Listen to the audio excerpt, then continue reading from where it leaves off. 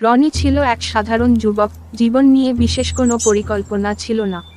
বন্ধু বান্ধবের সঙ্গে আড্ডা, গান শোনা এবং সময় কাটানোতেই তার দিন কাটত। তবে তার জীবনে সবকিছু বদলে যায় যখন সে তৃষা নামের এক মেয়ের সঙ্গে দেখা করে। তৃষা ছিল পুরোপুরি ভিন্ন ধাঁচের মেয়ে, চঞ্চল, বুদ্ধিমতী এবং স্বপ্ন দেখার দুঃসাহস ছিল তার।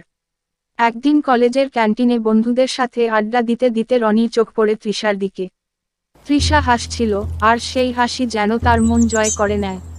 রনি কখনো এমন অনুভব করেনি আগে। সে চুপি চুপি তৃষার সম্পর্কে জানতে শুরু করল। ধীরে ধীরে দুজনের মধ্যে বন্ধুত্ব গড়ে উঠল।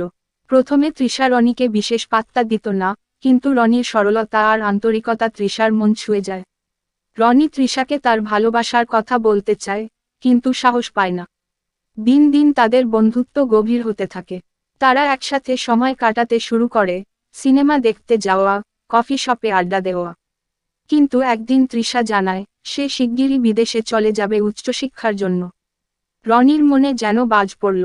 সে বুঝতে পারে, যদি এখন ভালোবাসার কথা না বলে, হয়তো আর কখনো বলতে পারবে না। অবশেষে তৃষার যাওয়ার আগের রাতে রনি তাকে তার মনের কথা জানায়। তৃষা কিছুক্ষণ চুপ থেকে বলে, রনি, আমিও তোকে ভালোবাসি, কিন্তু আমার স্বপ্নগুলো আমাকে যেতে বলছে। তুই কি আমাকে এই স্বপ্ন পূরণ করতে দেবে? রনি ভেবে বলে, তোর স্বপ্ন আমার স্বপ্ন। তুই ফিরে আসবি, আমি অপেক্ষা করব। তৃষা চোখের জল ধরে রাখতে পারে না। দুজনেই নিজেদের ভবিষ্যৎ নিয়ে ভাবতে থাকে। তৃষা বিদেশে চলে যায়, আর রনি অপেক্ষা করতে থাকে তার ফেরার। সময়ের ব্যবধান তাদের ভালোবাসাকে আরও মজবুত করে। তৃষা তার পড়াশোনা শেষ করে দেশে ফিরে আসে, এবং তারা আবার এক হয়, আগের চেয়েও বেশি ভালোবাসা আর সম্মান নিয়ে। গল্পের শেষটা হয় তাদের একসাথে নতুন জীবন শুরু করার মাধ্যমে।